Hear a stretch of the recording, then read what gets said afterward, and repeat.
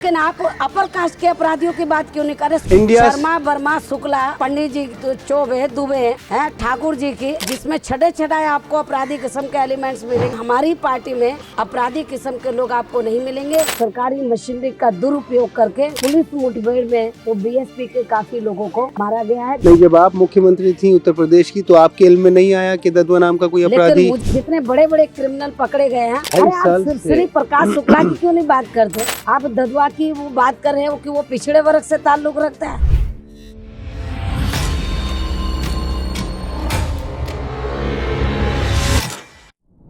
R K. Patel नाम के एक विधायक हैं जिनके अभी पीछे एक वारदात में ददवा के 3 साथियों को मार गिराया पुलिस ने। ये बिल्कुल गलत है।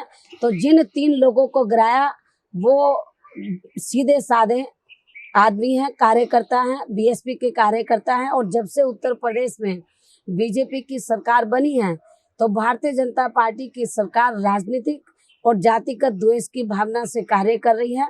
और बहुजन समाज पार्टी के जो कार्यकर्ता हैं उनके ऊपर गलत किस्म के आरोप लगाकर, कभी वो बोलते हैं कि ये क्रिमिनल एलिमेंट से मिले हैं, कभी बोलते हैं इनका फलाना डकैत से इनका संबंध है, ऐसा एलिगेशन लगाकर तो सरकारी मशीनरी का दुरुपयोग करके पुलिस मुठभेड़ में तो बीएसपी के काफी लोगों को मारा गया है, जबकि उनका कोई आपराधिक इतिहास नहीं है। जो 3 आदमी मारे गए हैं वो बहुजन समाज पार्टी के कार्यकर्ता हैं। उनके बारे में कोई भी बता दे कि एक सिंगल एफआईआर भी किसी आपराधिक इतिहास में दर्ज है, तो वो केवल हमारे विधायक की छवि को खराब करने के लिए ये भारतीय जनता पार्टी का ये षड्यंत्र है।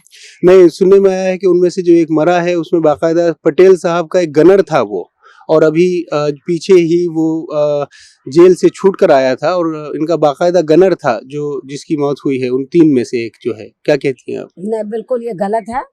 चाहे वो गनर हो चाहे वो वर्कर हो, मतलब, लेकिन उनका कोई आपराधिक इतिहास नहीं है। यदि है तो आज तक भारतीय जनता पार्टी ने उसका खुलासा क्यों नहीं किया? अच्छा, आप क्या मानती हैं? और यदि उनका आपराधिक इतिहास था, सरकार तो बीजेपी की है, तो उनको तो पहले ही अरेस्ट कर लेना चाहिए था, क्यों नहीं अरेस्ट किया? ददवा ये जो अपराधी है आपके लिहाज से क्यों आज तक पुलिस की गिरफ्त में नहीं आ पाया है? अब अपराधी है या नहीं अपराधी, मुझे उसके बारे में कुछ नहीं कहना। तो ये तो सरकार की जिम्मेवारी है कि वो इसकी छानबीन करे। नहीं, जब आप मुख्यमंत्री थी उत्तर प्रदेश की तो आपके इल्म में नहीं आया कि ददवा नाम का कोई अपराधी? लेकिन मुझे कोई ऐसा नजर नहीं आया कि ददवा ने फील्ड में आकर, मतलब, तो कोई लोगों को सताया है। मेरे नोटिस में ऐसी कोई बात उसके अपराध की नजर नहीं आई। यदि अपराध की कोई बात मेरे नोटिस में आती तो मेरी सरकार जरूर एक्शन लेती। भारतीय जनता पार्टी के ऊपर आपने इस तरह की ये बात कही कि उसमें बाकायदा एक आपराधिक एलिमेंट है। कांग्रेस के बारे में आपका क्या विचार है? कांग्रेस हो, समाजवादी पार्टी हो, भारतीय जनता पार्टी हो, तो इन पार्टियों में या तो माफिया मिलेंगे, सामंतवादी लोग मिलेंगे, या क्रिमिनल एलिमेंट्स मिलेंगे। तो शरीफ किस्म के लोग बहुत कम मिलेंगे।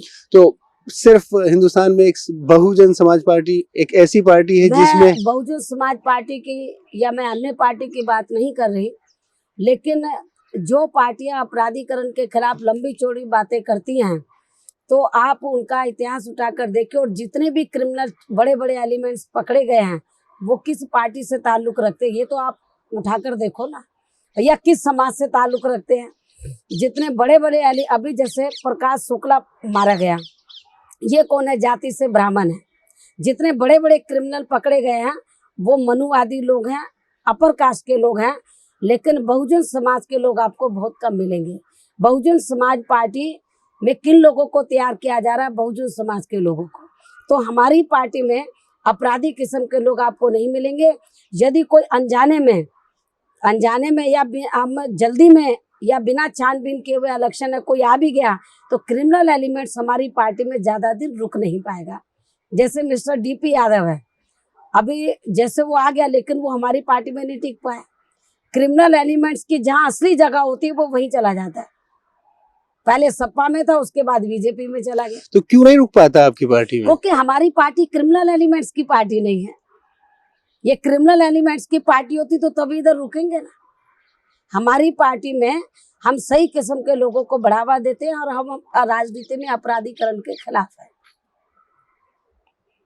और कोई खास बात इंडिया मोस्ट वांटेड के जरिए आप जनता को कहना चाहती हैं? नहीं, हमारा तो यही कहना है कि देश में तो यदि हम सही मायने में कानून व्यवस्था को सुचारू रूप से चलाना चाहते हैं, आतंकवाद को खत्म करना चाहते हैं, विभिन्न किस्म के अपराध को खत्म करना चाहते हैं, तो हर पार्टी की ये जिम्मेवारी बनती है, उनकी नैतिक जिम्मेवारी बनती है देश के हित में, समाज के हर वर्ग के हित में, कि वो कोई भी पार्टी अपनी पार्टी में अपराधी किस्म के एलिमेंट को बढ़ावा ना दे, और पार्टी में ही नहीं, चाहे किसी भी पार्टी की सरकार है, जो अपराधी किस्म के एलिमेंट्स है उसको संरक्षण भी नहीं देना चाहिए।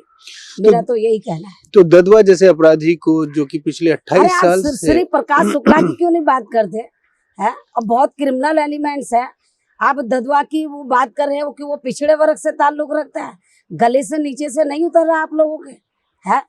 प्रकाश शुक्ला है और वो हरिशंकर तिवारी है, और बहुत से लोग हैं, पंडित जी है, ठाकुर जी है, बहुत ऐसे लोग हैं जो मनुवादी अपर कास्ट के लोग हैं, जिनका आपराधिक इतिहास है। अभी तो इधर पकड़ा गया माफिया, नहीं मायावती जी, शर्मा पकड़ा गया है एक माफिया, तो अभी उसके पास करोड़ों रुपया अरबों रुपया निकला है। आप उनकी बात नहीं कर रहे हैं, आप ददवा के खिलाफ मुहिम छेड़ना चाहते हैं।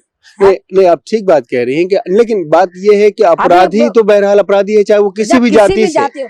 लेकिन आप अपर कास्ट के अपराधियों की बात क्यों नहीं कर रहे? श्री प्रकाश शुक्ला की बात करो, हरिशंकर तिवारी हमने जो बीजेपी की सरकार में जो मिनिस्टर बना बैठा उसकी बात करो, शर्मा वर्मा शुक्ला है, पंडित जी की, और वो क्या बोलते हैं चौबे दुबे है, ठाकुर जी की, जिन्होंने पूरे देश का जिन लोग जो जिसमें छड़े छड़ाए आपको अपराधी किस्म के एलिमेंट्स मिलेंगे, उनकी बात क्यों नहीं करते? इंडिया मोस्ट वांटेड ने श्री प्रकाश शुक्ला को मार गिराया इसी प्रोग्राम में। मैं आपको बताना चाहती हूँ, चाहे किसी भी जाति का हो, किसी भी धर्म को मानने वाला हो, अपराधियों को बढ़ावा नहीं मिलना चाहिए। बहुजन समाज पार्टी इस मत की, तो ददवा को भी सहारा नहीं मिलना चाहिए। मैं जब जो कोई भी गलत आदमी हो, किसी भी जाति का हो, किसी भी धर्म का, हम आपसे आपकी ये राय जानना चाहते हैं कि राजनीति में आज जो अपराध बढ़ा है उसके क्या कारण है?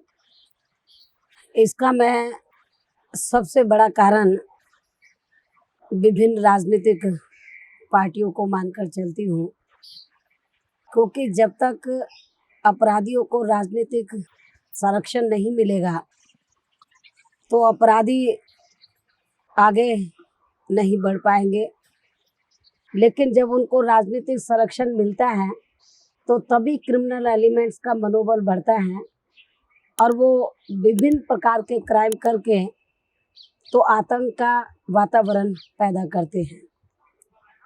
वैसे तो हर पार्टी राजनीति में अपराधीकरण के खिलाफ बात तो लंबी चौड़ी करती है, लेकिन वो अपनी ही पार्टियों में अपराधियों को बढ़ चढ़ के बढ़ावा देते हैं। फॉर एग्जाम्पल, जैसे भारतीय जनता पार्टी का लंबे अरसे से ये नारा रहा है कि हम राजनीति में अपराधीकरण के खिलाफ, और इस मुद्दे को लेकर उन्होंने बड़ा प्रचार किया और ये भी कहा कि भारतीय जनता पार्टी तो अपराधियों को बढ़ावा नहीं देगी, अपराधीकरण राजनीति में खत्म होना चाहिए। उत्तर प्रदेश में भारतीय जनता पार्टी की सरकार है और इस सरकार में लगभग 24 के करीब तो ऐसे विधायक मिनिस्टर हैं बीजेपी की सरकार में जिनका अपना आपराधिक इतिहास है। यही वजह है कि उत्तर प्रदेश में तो अपराध बड़े पैमाने पर बढ़ा है, कानून व्यवस्था बिगड़ी है। तो जिस पार्टी की सरकार में क्रिमिनल एलिमेंट्स एमएलए या एमपी मिनिस्टर्स होंगे, सरकार को चलाने वाले होंगे, तो मैं समझती हूँ कि अपराध कभी भी नहीं रुकेगा, अपराध बढ़ता रहेगा, चाहे वो भारतीय जनता पार्टी है, समाजवादी पार्टी है या अन्य पार्टियां हैं।